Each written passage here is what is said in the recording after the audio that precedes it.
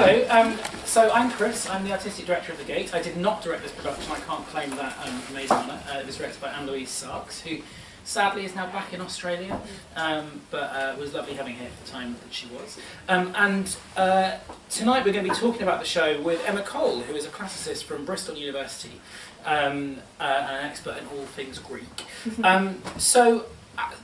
Most of you, if you've been to these things before, you'll know. If not, I will ask Emma a couple of questions and then we'll sort of throw it out to you guys to sort of ask anything you want. I wonder if we can start at a sort of macro level.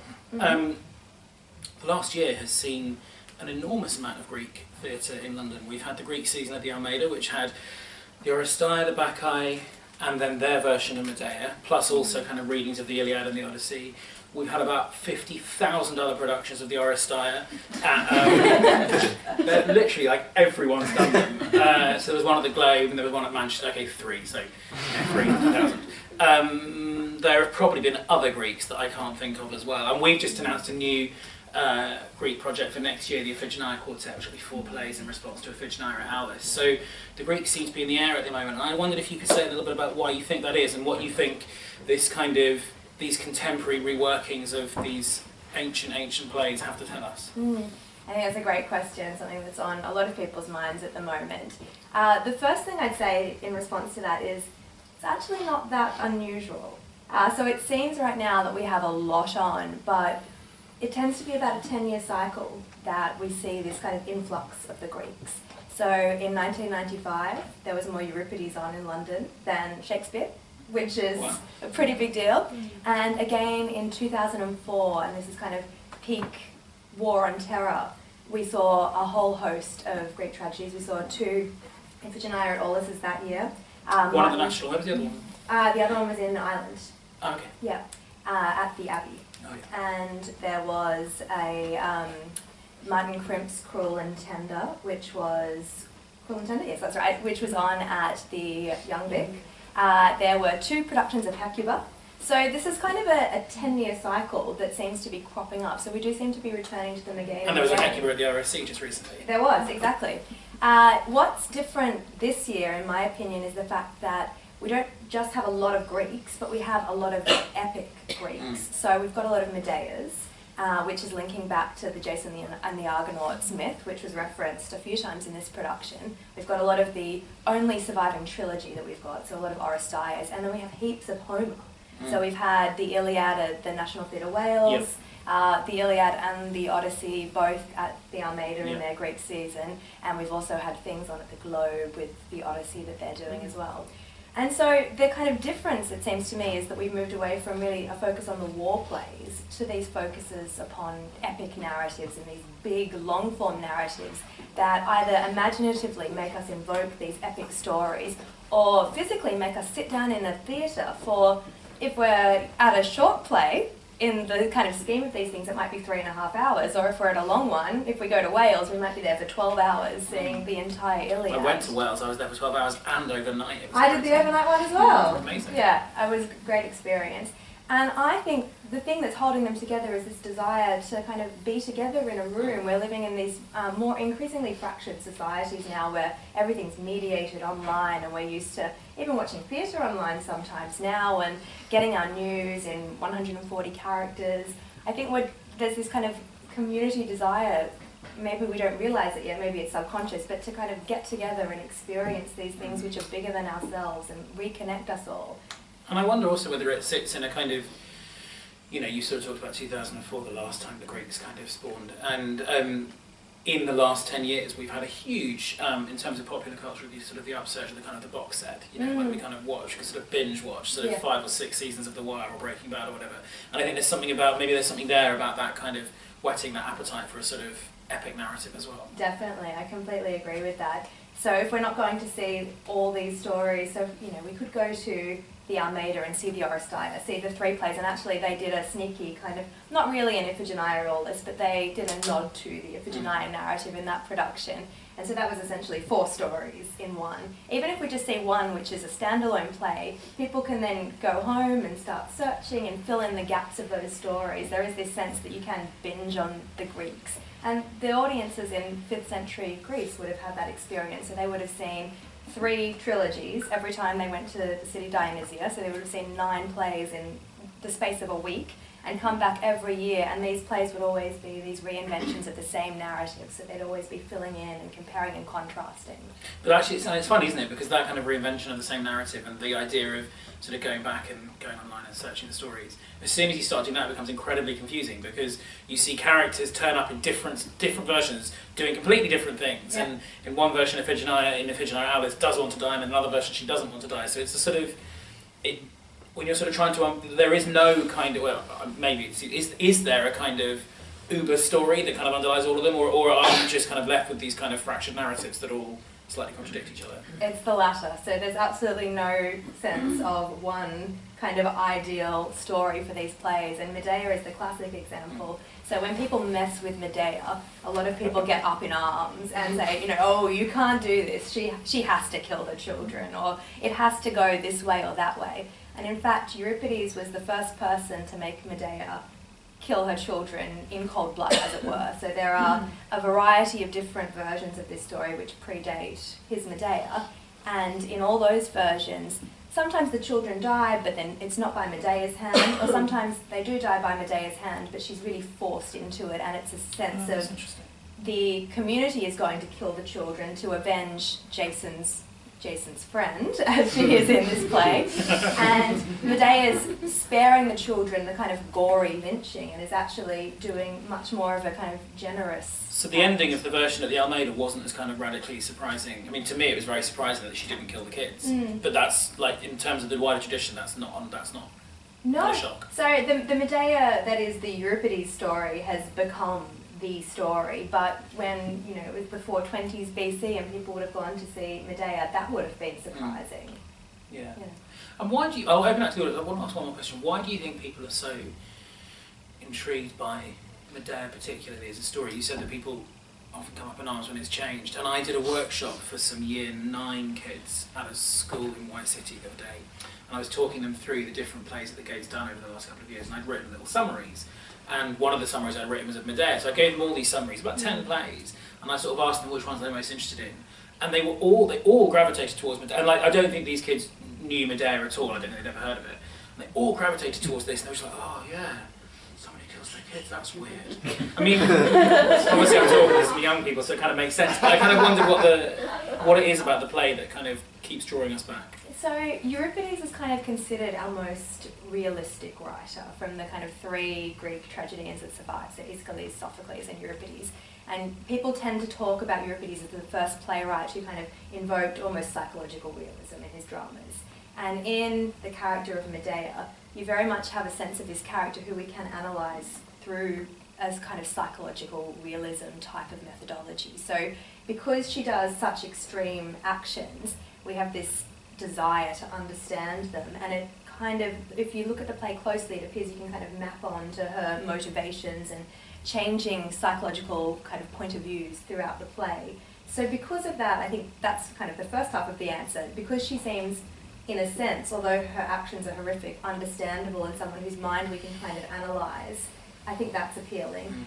The other kind of dimension to that is because the infanticide, so the fact that she does murder her kids, is something that we do hear on the news every now and again. And I am always hesitant when people say, oh, it happens every day. It's this kind of really familiar narrative, because it's not that familiar. And although we hear about children dying, very sadly, often enough, it's not regularly a woman doing it deliberately with kind of a lucid mind. It's often from extreme situations. It might be through gross neglect that the children die, but it's very rarely what we see in the play Medea. But there is this kind of illusion that it is all around. And then there's other bits of the play as well. It's very easy to analyse it through kind of post-colonial theories, because you have Jason kind of invading Medea's initial homeland and then taking her away and leaving that homeland in disrepair. There's a lot of kind of strands of the story which appear very, very relevant to modern society, and it's sometimes harder to find those strands in other Greek tragedies. That doesn't mean they're not there, and that doesn't mean that people shouldn't try and have a go at them, but Medea is sometimes an easier way to kind of find those parallels. Does anybody here have a question about the play or about the production, or for Emma? I've got many other things I can ask. Yeah. I suppose one thing, not specifically with this play, but with many Greek plays, that is quite. I mean, there are so many themes that do resonate very, very strongly, but it's quite difficult for us to understand is the relationship often between the characters and the gods, or the characters and their feeling of ultimate destiny. And if we come back to Iphigenia at all, it's the need that Agamemnon had to kill his daughter to appease the gods, to save the soldiers, and it's a very difficult, almost that very real life interaction between people and gods, which we don't, notwithstanding Isis, we don't really have that individual god telling me what to do.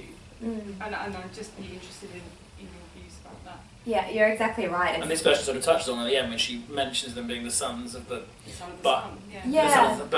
This version's kind of fairly secular, I think, isn't it? Yes, I would say so. So in the original, in the Euripides version, so Medea is the granddaughter of the sun, and when she's finished murdering the children, which happens off stage, she then reappears in the chariot of the sun. So she's in her grandfather's chariot, and she appears, it's a deus ex machina, so this is a kind of formal function in Greek tragedy, a god on the machine, where they would be at the top, on the kind of top of the structure of the theatre, and it's reserved, so we believe, for gods.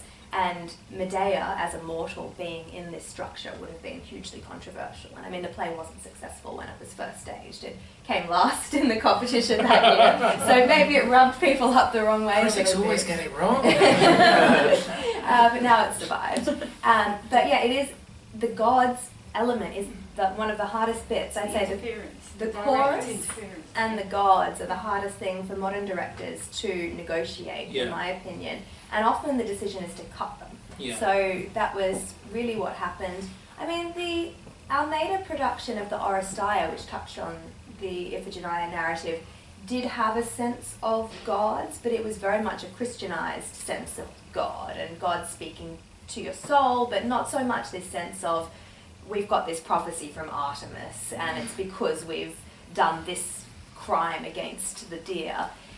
It is, I think you kind of have to separate it out. I'm not sure if you can stage a entirely successful production with the sense of the gods that was in the original plays. So I often find as an audience member, I enjoy the plays which find a different way of dealing with those narratives of prophecy and desire. We did a production of Trojan Women here in 2012. You saw it? Oh, there we go, brilliant. So in that production, the way we tackled when I commissioned Caroline Bird to write it, I sort of said to her, look, cut the gods. Because they don't make any sense for a modern audience, and also we can't afford to have more actors. It's true. So Caroline did what any good writer should do, which is completely ignore that. And she basically came back to me and she said, I can't cut the gods, because if I cut the gods, then I've got no way of setting the scene. They serve a very basic function, which is to tell the audience what on earth's been going on. So she kind of wrote this opening scene with the two gods, and the decision we made to do that was we got two quite well-known actors, Tamsin Greig and Roger Lloyd-Pack, and they played Athena and Poseidon, and we filmed them and had that on screen. So you had a kind of double thing of the gods being removed from the space by being on screens and also being celebrities, essentially. So there was a kind of commentary there. And then our chorus was a single woman, sort of working woman, handcuffed to a bed in the same room as Hecuba. So we were kind of, that was our sort of way of tackling it. But they are tricksy things. Yeah, and I find, so I saw the Trojan Women as well, and I found that they worked very well in that. I really enjoyed the TV screens because it very much separated the gods from the real reality that we saw on stage. And there's another, Charles Mee, an American playwright, has done a couple of adaptations of Greek tragedy, and he's got one called Orestes 2.0. And in that play, there is a deus ex machina at the end where Apollo comes and fixes a seemingly unfixable situation, and they did that with a TV screen as well. And the recording of Apollo, I think the TV went on and Apollo went, yep, so I think I need to fix this, yep. And it was just so kind of off the cuff, and it just summed up all the problems of this kind of function of the god where you don't really believe it. So it can work, but it's tricky.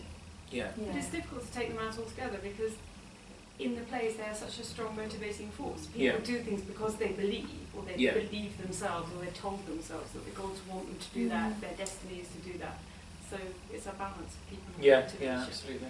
Absolutely. Anyone else? Yeah? Do you, The other day, somebody recounted having seen Lysistrata in a pub, not usually used as a theatre. Never seen this story before. This is an anthropologist. I was very surprised that he hadn't heard of it. And he has a whole theory about human origins, which is about women going on strike, sex strike. And so Lysistrata really grabbed him. And apparently they had an hour and a half discussion with the audience afterwards, and people were very engaged with it. And I was wondering if the comedies may be easier to put on than the tragedies, because I don't think Lysistrata has any gods in it. I mean, I've not read it for a long time. But I don't know, you're the authority. I would never try to dichotomize them and say tragedies are not successful and comedies are, or vice versa. Lysistrata is, I think, possibly the easiest comedy to relate to today.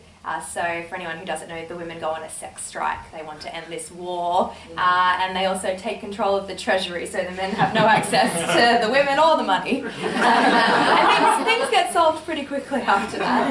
And actually, going back to when I said in 2004, there were all these great plays. There was a thing called the Lysistrata Project, and there were all these kind of anti-war readings that went on where people got together and read Lysistrata, and it was a global movement. Generally, I find that comedies are actually harder to put on, personally, and I think that's because they were so rooted in the present socio-political situation.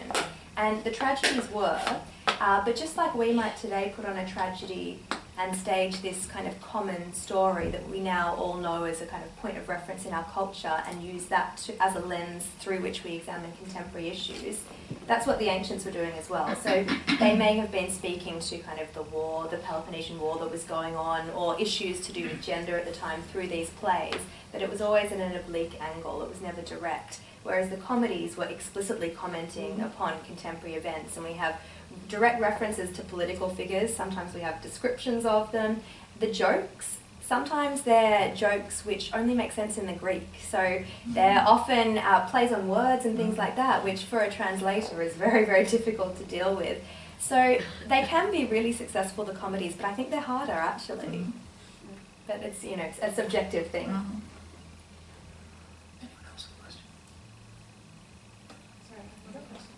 Years ago, and I can't remember which play it was, the National Theatre did a version of something, but it was done with the original, the masks and the very minimal. And I wondered if you was that Peter Hall's production? Yeah, it was very, very striking. I wondered if you have any feelings about whether it is ever practical to try and do that, or whether that was just a very interesting experiment. Because I think they even did that in Ephesus. They took that to amphitheatres in Greece, didn't they? They did.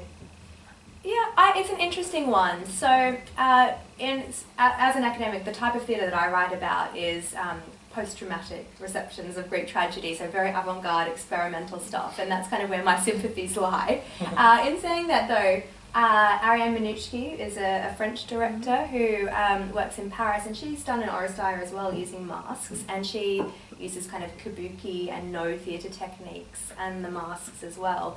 And Peter Hall's another one, as you mentioned, so a 1970s production at the National which used masks, and I think they can be really interesting. I sometimes find that the tragedies, when they're done with masks, speak less to me, kind of in a less visceral manner and less directly about the present moment. But I think it's a really interesting exercise, and it's not just an academic exercise, staging masks, but it changes your relationship to the story, and it makes you focus on different things, and that's always a positive exercise, in my opinion, to kind of bring to light the things that sometimes you might forget about. Can I ask you something actually going on from that? And I'm trying to kind of formulate it. One of the things that was sort of very significant about this, and also in a smaller extent to Oresteia, was that the scale becomes domestic. How do you...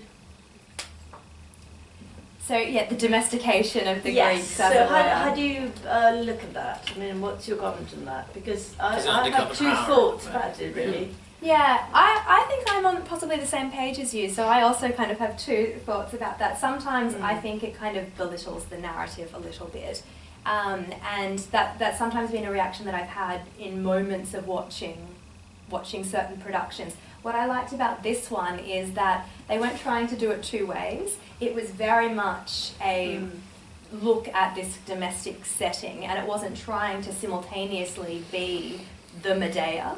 And I think I struggle the most when a production tries to do both things.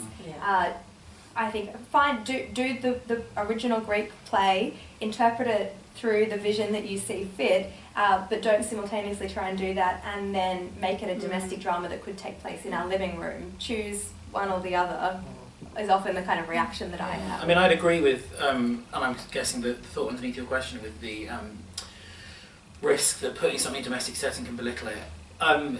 It feels to me like what I love about this version, which is obviously profoundly domesticated, is if you take a step back from the Medea aspect of it, which I agree is in the title, so that's a thing. But actually, if you flip it on its head and it's just a story about two little boys, one of the things that it occurred to me when I was watching one of the previews that when they're talking about their dad, Jason, I suddenly sat there going, this could all be rubbish. Their dad's a solicitor, their mum's a teacher.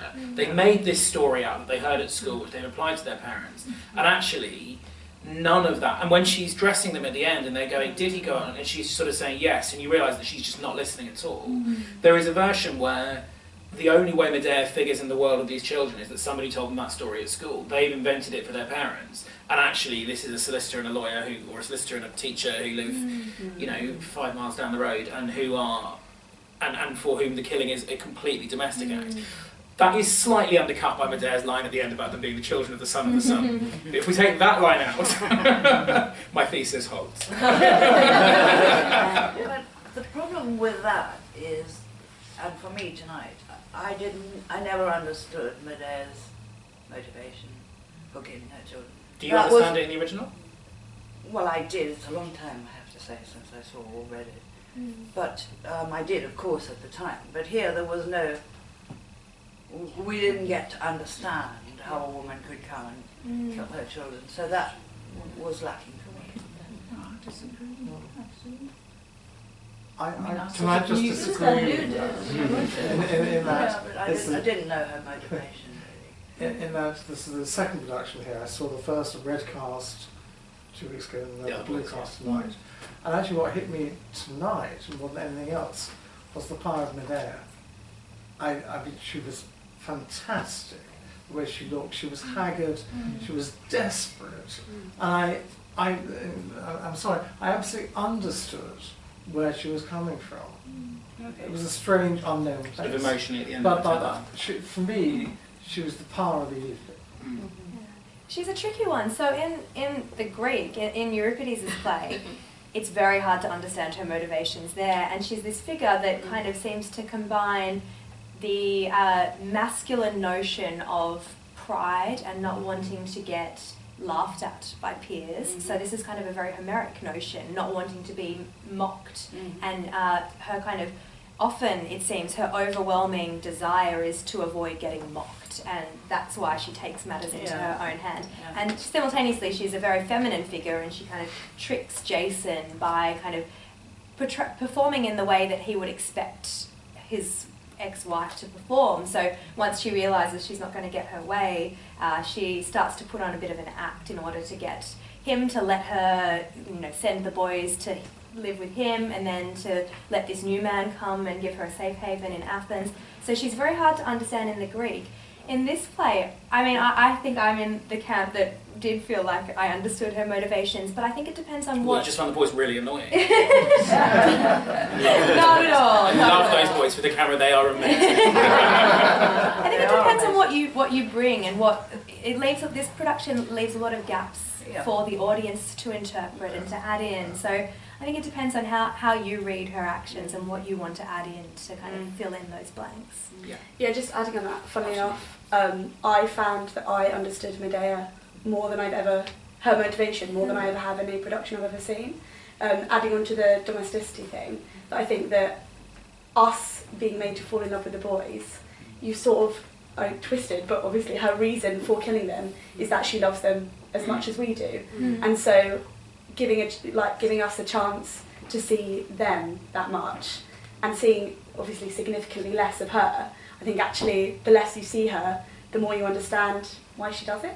That was, Yeah. I don't know. And I That have was my little thinking. things like her kind of almost silent scream and kind of the sobs that were catching in her throat, a much more powerful way of reckoning with her at that moment than kind of seeing her in a chariot, which is something that I feel like I can't really understand. Which is, further from our experience. I think. Just a tad. Jen, at the back. How do you feel the writer was able to create such a character with such emotion and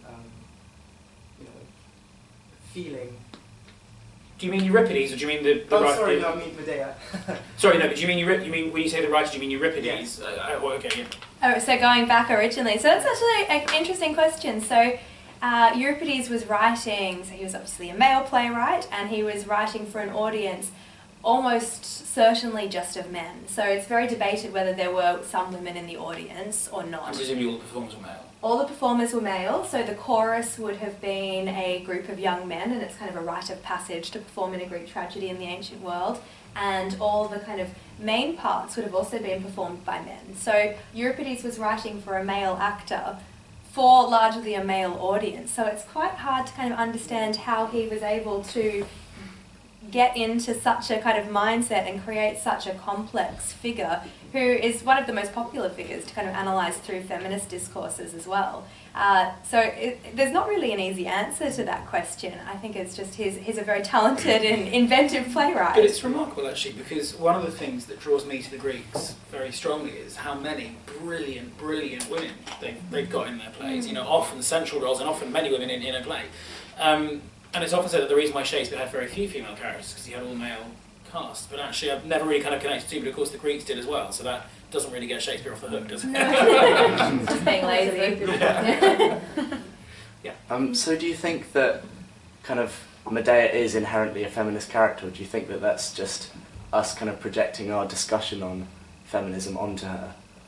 I would say it's a bit of the latter. Yeah. So I definitely am in support of kind of feminist interpretations of Greek tragedies, but I'm always a little bit hesitant to say that Euripides was a feminist playwright or the first kind of practitioner of psychological realism or anything like that. He certainly is unique in the opportunities that he gives for his female characters. So Medea tells almost the entire story from her perspective in Euripides' play, and that's very rare to see so much of a story just from one perspective, let alone one woman's perspective. So we have a few other examples. Euripides as a lecturer is another one. But there's not many which kind of so centrally just give us one character's perspective on everything. So he's certainly changing the game, as it were, but I wouldn't say that he was necessarily a feminist through our understanding of feminism. Have there been any contemporary all-male productions of Medea? Not that I'm aware of. Yeah. True. Always programming. Come back to you. There's two daddies. If you do that, you have to do an all-female one of Yeah, Philip Keating's, which has no women. Yeah. Brilliant, well there we go, done. Alright, there we go, that's the whole season done. Anyone else? Yeah, okay. No, I just wanted to say it's quite interesting because a lot of plays that I've read, they have a lot of dominant female-based characters, and it's quite interesting because a lot of the actors would have been men and the writing was male, and that was that era was very male-dominating. So it's very really I mean, Euripides was not a very successful playwright in his time, so we have the most surviving plays from him out of all of the three ancient playwrights, and that's partly just through happenstance. So a folio survives which documents Euripides' plays from the letters A to I. So Medea survived because it was deemed to be of a high quality, but things like the Iphigenia just happened to be in this folio. And it's just luck that those ones came down to us. And one could argue that maybe the reason that he wasn't so successful, that he didn't win first prize in this yearly competition very often, was because he took things a bit too far with his female characters. That's a potential answer, but obviously we just don't know why his plays weren't as successful as, say, Sophocles' plays. I have a question. So I was talking to a director, Ben Kidd, who's directing the next show that we have on here, on the press night for this show, and he was saying that he had heard, this may not be true, but so do tell me if this is not true, So one of the kind of key differences between Sophocles and Euripides is that in Sophocles' plays, society starts out and it's basically neat and ordered, and something goes wrong and it destroys everything and screws everything up. So Oedipus discovers all sorts of stuff and everything goes wrong. Whereas in Euripides' plays, society starts out a complete mess, everything's horrific, and it somehow comes to some kind of order at the end, albeit kind of a brutally, horribly organised order through violence and death. And then he linked that in this version to the boys tidying their room, that the room starts out with a complete tip, and by the end is really, really neat, but they are dead. And I just wondered whether A, that's true about Sophocles and Euripides, and B, well, is that true? My gut instinct is no. Well, there we go. Ben's wrong. So, from our Sophocles plays, we have between 5 and 7% that survive. Okay. So, kind of making any claims about Sophoclean tragedy is inherently problematic. But in saying that, some of his plays, so definitely Oedipus, things start off well and then end badly, but Sophocles' Electra doesn't start off at a very good place, and Philoctetes is another one, so it starts off with this guy stranded on an island and then it ends in a happy place. And Euripides' plays, I take that on board, so they often resolve in a happy place, but a lot of people read that as ironic, and they think that Euripides actually didn't mean to say, yes, it's a happy ending. He kind of meant to say, ha, as if this could never be solved. And the other problem that we have is these spurious endings. So a lot of Euripides' plays, other people added things to them. So we had actors in the kind of century following Euripides' peak period trying to extend their parts and create longer monologues for themselves. And Iphigenia at Aulis is actually an infamous one for having all these extra passages added to it. So it has an extra beginning and an extra ending. And we just don't know where Euripides ends and his nephew or whoever it was that actually wrote this extra ending starts. And so things like that blur the boundary of how neatly did he tie it all up, or was it someone else writing for a different style where they wanted a happy ending. So maybe there's a little bit of truth in that argument, but not so much. Not so much. I'll tell Ben. Sorry. We've got time for one more question if anyone's got anything. No? All right. Well, look, I just want to say thank you so much, Emma. That was really good. Really good.